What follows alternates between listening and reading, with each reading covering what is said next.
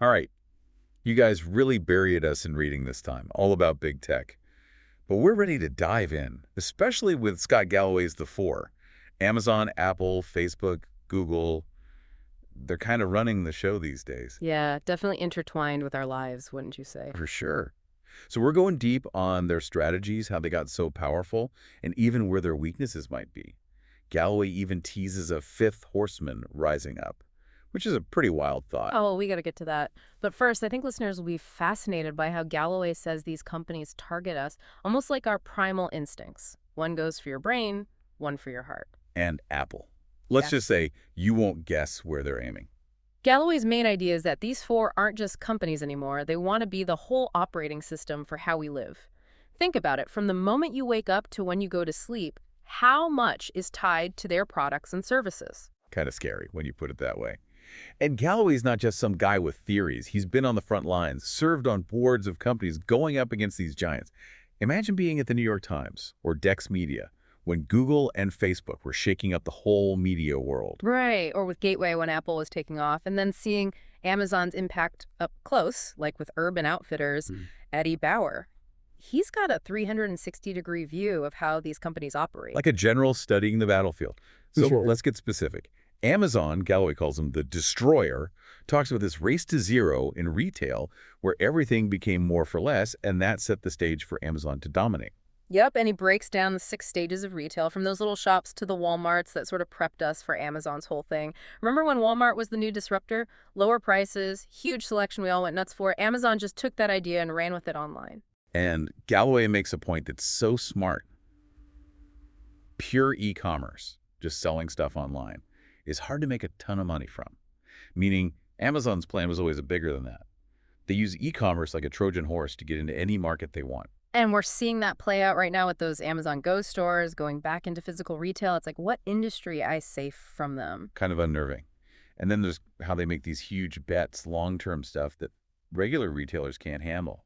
Galloway calls these type 2 investments. Like, remember when Amazon was losing billions on shipping just to gain market Oh, share? yeah. It was like a game of chicken with the whole industry, and Amazon won. And now we're all hooked on free 2-day shipping thanks to them. But it does raise a question. Amazon might make us shoppers super efficient, but what about all those jobs that get automated out?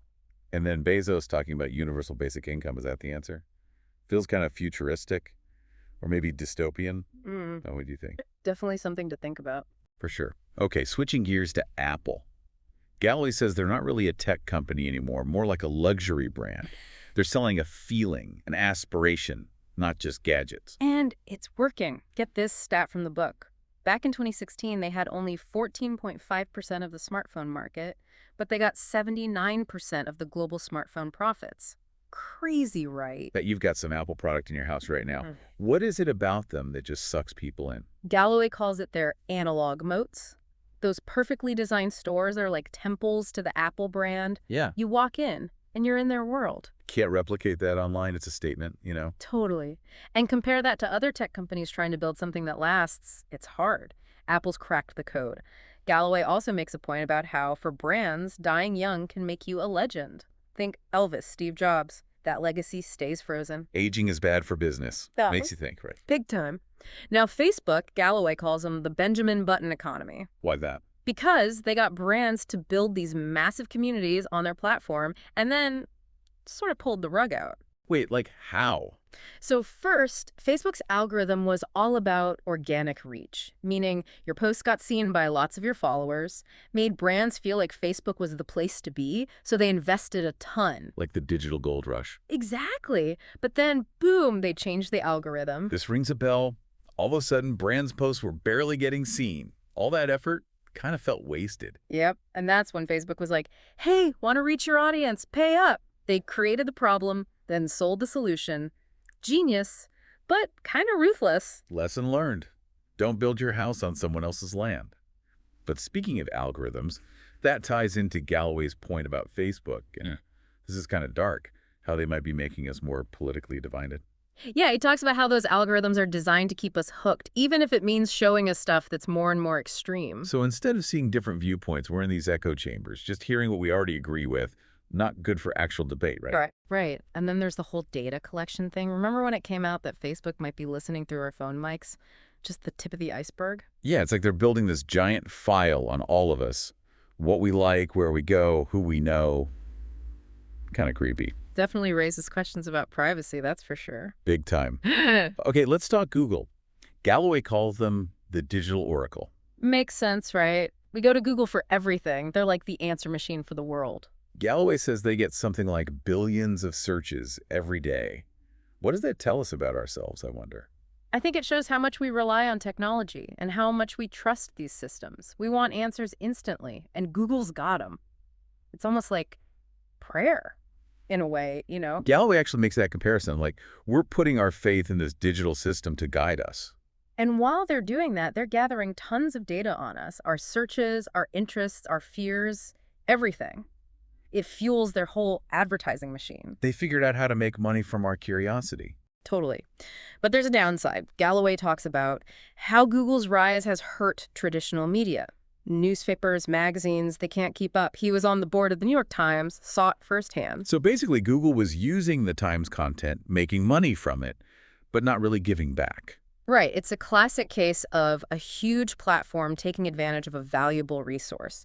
And it's happening all over the media landscape. Local papers shutting down, investigative journalism struggling. It's a problem. So Google's free service comes with a hidden cost, not just for businesses, but for all of us. Something to think about, for sure. But let's shift gears now to the potential fifth horseman, the companies that might join this elite group of tech giants. Galloway lays out a bunch of contenders and measures them against his T algorithm, the 8 factors he thinks are key to hitting that trillion-dollar mark. Drumroll, please. Product differentiation, visionary capital, global reach, likability, vertical integration, AI, access to top talent, and geography. That covers a lot of ground. It does, and how he analyzes each company through that lens is really fascinating. We've got Alibaba, Tesla, Uber, even Walmart and Microsoft. Each of them could really shake things up. For sure. Alibaba is huge in China, but can they become a global brand? Yeah. Tesla's got the innovation, but can they make enough cars for everyone? Uber's changed how we get around, but can they deal with all the ethical issues and regulations? And Walmart, they finally woke up to the digital age. But can they convince investors they can truly take on Amazon? And what about Microsoft? Have they lost their mojo, or are they about to make a comeback? So many questions. Yeah. But before we get into Galloway's predictions and the potential for a dark horse to emerge, let's take a quick break and come back to dive even deeper. Stay tuned. We'll be right back. Back again for more deep dive. Before we get to those fifth horseman contenders, I want to circle back to Facebook. That whole bait and switch they pulled with brands, getting them to build these huge communities, and then, bam, got to pay to reach them. It's a wild story for sure. All about the power of that algorithm. Exactly. Can you break it down for us? Like, how do they actually pull it off? I think it's important for anyone doing business on social media to understand. Sure thing. So early on, Facebook's algorithm was all about organic reach. Meaning, when brands posted something, a lot of their followers actually saw it. This made brands feel like, okay, Facebook's valuable, we should invest here. It was working for everyone back then. Brands were happy, Facebook was growing, users were seeing more stuff they liked. Win, win, win. Exactly. But then, almost overnight, they flipped the script. Yeah, this is coming back to me now. Suddenly, brands' posts were getting buried. All that work they did building their Facebook page felt kind of pointless. Exactly. And that's when Facebook swooped in with paid advertising as the solution. Create the problem, then sell the cure. Sneaky, but smart. Kind of manipulative, though, wouldn't you say? Oh, definitely raises some ethical flags. But it's a common playbook in the digital world now. Hook people with the free stuff, then start charging once they're dependent. Always got to be thinking a few steps ahead, huh? Mm-hmm. But that ties into something else we touched on with Facebook, that whole algorithm thing and how it might be making us more politically divided. Yeah, that's a big one. Galloway's argument is that these algorithms, they're designed to keep us scrolling, clicking, engaging, and one way to do that is show us stuff we already agree with, even if it's extreme. So instead of healthy debate, we're in these echo chambers, just reinforcing our own biases. Not great for democracy. Not at all. And then there's the data collection piece. Remember when it came out that Facebook might be listening through our phone mics? Freaky stuff. Just the tip of the iceberg, too. It's like they're creating this massive dossier on all of us, everything we do online. Definitely raises questions about privacy and control. No doubt about it. For sure.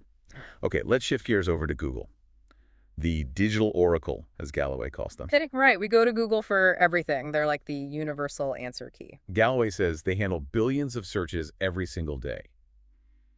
What do you think that says about us as a society? That we're addicted to information. We want answers instantly, and Google delivers. It's almost like a reflex, you know? You have a question, you Google it. It's become second nature. Yeah. And while we're doing that, they're gathering all this data on us. Every search, every click, it all gets added to their profile of who we are. Yep, that's the fuel for their advertising empire. They've figured out how to monetize curiosity. Pretty brilliant when you think about it. But there's a dark side, as Galloway points out. How Google's rise has actually hurt traditional media. Newspapers, magazines, they just can't keep up. And he's got firsthand experience with this. He was on the board of the New York Times. Right, he saw how Google was basically profiting off the Times' content without really compensating them fairly. So Google was taking those articles, showing snippets in their search results, and getting all the traffic while the original publishers got squeezed. Exactly. And that's had a ripple effect across the media landscape. Local newspapers struggling, investigative journalism underfunded. It's a big issue. So Google's free service isn't really free, is it? There's a cost, both for businesses and for society as a whole. 100%. Lots to think about there. But now, let's finally get to those potential fifth horsemen, the companies that could join this elite group of tech giants. Galloway has a whole lineup, and he measures them against his T algorithm. Those 8 key factors for hitting a trillion-dollar valuation. Product differentiation, visionary capital, global reach, likability, vertical integration, AI, access to top talent, and geography. Covers all the bases. It does. And his analysis of each company is fascinating. You've got Alibaba, Tesla, Uber, even Walmart and Microsoft in the mix. Any of them could really shake things up. No doubt. Alibaba's already huge in China, but can they become a global brand? Tesla's got the innovation, but can they scale up production to meet demand? Uber's changed transportation, but can they deal with all the ethical and regulatory issues? In Walmart, they finally woke up to e-commerce. But can they convince investors they can truly compete with Amazon? And what about Microsoft? Did they miss their chance, or are they about to make a comeback? So many questions. But before we get into Galloway's predictions and the potential for a dark horse to emerge, let's take a quick break. We'll be back in a moment to continue our deep dive into the world of big tech. We'll be right back. Back for the final part of our deep dive. And wow, we've covered a lot of ground. Amazon, Apple, Facebook, Google. It's been a whirlwind. Their strategies, the good, the bad, those potential fifth horsemen lurking out there. Makes you realize, though, just how powerful these companies have become. Like, maybe too powerful. That's the big question, right? We've talked about the convenience, the innovation, how they connect us, but there's that other side. Exactly. Facebook's algorithms messing with public opinion, Amazon squeezing out competition, Google controlling so much information. It's like too much of a good thing can be bad, right? Which brings us to the whole debate about regulation. Yeah, that's been going on for a while now. Some people saying these companies are just too big, need to be reined in to protect consumers, make things fair. Concerns about data privacy, antitrust stuff, stifling competition. But then others are like, hold on, regulations will just slow down innovation, create more bureaucracy, hurt consumers in the long run. They say the free market will sort it out. Government should stay out of it. It's a tough one. Valid points on both sides. What's Galloway's take? He doesn't really pick a side, but he says we've got to be careful, understand what's at stake if these companies get too much power. We need a real conversation about their role in society. He's all about knowledge is power, right? Mm-hmm. The more we understand how these companies operate, the better decisions we can make about how to deal with them. Exactly. It's about being informed, thinking critically, and then taking action. He's giving us the tools, not telling us what to think. I like that. It's easy to get caught up in the hype or the fear, but we got to step back and analyze things clearly. For sure. Galloway helps us do that. Okay, let's get back to those potential fifth horsemen. Alibaba, Tesla, Uber, even Walmart and Microsoft. Each one could really change the game. Remember Galloway's T algorithm? Those 8 factors for hitting a trillion-dollar valuation. Product differentiation, visionary capital, global reach, likability, vertical integration, AI, access to top talent, and geography. It's a pretty solid checklist. It is. So, starting with Alibaba, they've crushed it in China, but going global is a whole different ballgame. Galloway sees their potential, but those challenges are real. Like we said before, brand perception is huge, especially in Western markets. Alibaba doesn't have that same cool factor that Apple does. And there's that whole distrust of Chinese companies, which is a tough one to overcome. Plus, navigating all the different regulations around the world, that's a headache. So Alibaba's got a steep climb ahead. They got to build a brand people trust, play by the rules, and connect with consumers on a deeper level. Yeah, for sure. Now, Tesla, innovation, tech, Elon Musk, but can they really crack the automotive industry? It's tough. Galloway's impressed, but cautious. The car business is slow-moving, lots of competition. And now you've got those traditional automakers finally getting serious about electric vehicles. Right. Volkswagen, GM, Ford, they're all coming for Tesla. So Tesla can't just coast on their reputation. They got to keep innovating, keep pushing the boundaries if they want to stay ahead. And they got to fix those production issues, those delays. If they want to be a mainstream car company, they got to deliver consistently. All right, what about Uber? They revolutionized transportation, but can they shake off all those ethical concerns and legal battles? It seems like they're always in the news for the wrong reasons. Unfair labor practices, hurting public transportation, that whole thing with classifying drivers as contractors. Yeah, Galloway says their lack of likability is a real problem. They've made a lot of enemies, and they got to fix their image if they want to reach that top tier. And those legal challenges aren't going away. They got to figure out the labor issue in a way that's fair and sustainable. Totally agree. Now, Walmart's an interesting one. They relate to the e-commerce game, but they're making moves. They've got the scale, the resources, and they've been investing like crazy. Buying Jet.com, building up their online platform, using their stores as mini warehouses. Galloway says those stores are a huge asset, giving them an edge in this omni-channel world. But they got to convince people they're not just some old-school retailer trying to play catch-up. It's a tough sell going up against Amazon, but Yeah. I wouldn't underestimate them. They've got a history of adapting and finding ways to win. And finally, Microsoft, the OG tech giant. Kind of lost their shine for a while, but they're still a powerhouse. They've got enterprise software, cloud computing, gaming, and that LinkedIn acquisition was smart. Gives them a foothold in the professional world, which is huge these days. Right. Galloway says they could definitely bounce back, but they got to learn from their mistakes. They can't miss the next big thing like they kind of did with mobile. They got to be nimble, innovative, and show people they're still relevant. Totally. Okay, so who does Galloway think will be the fifth horseman? Drum roll. Late on us. He actually throws a curveball. He says it might not be a single company at all, more like a movement, a trend, something that shifts the whole landscape. Whoa, interesting. Like what? He mentions a few things. The rise of AI, the focus on data privacy, the backlash against big tech in general, and then there's those decentralized technologies like blockchain. They could shake things up big time. So maybe the future isn't about one company ruling everything, but more of a distributed power structure. Exactly. And that comes with its own opportunities and challenges. It's a future we're all going to be a part of, whether we realize it or not. Makes you think, for sure. So big picture, what are the main takeaways from all this? Awareness, for one. We got to understand how these technologies work, how they influence us, the choices we make. We got to be critical thinkers, question everything, look at all sides of the story. And we can't just sit back and watch. We got to be part of the conversation, push for policies that protect us, and make sure technology is used for good. It's not about rejecting tech. It's about using it wisely, responsibly. Couldn't have said it better myself. Galloway's given us a roadmap for navigating this crazy digital world. It's a call to action. We're not just along for the ride, we're shaping the future. The choices we make today will determine what tomorrow looks like. Powerful stuff. Absolutely. And remember, knowledge is power.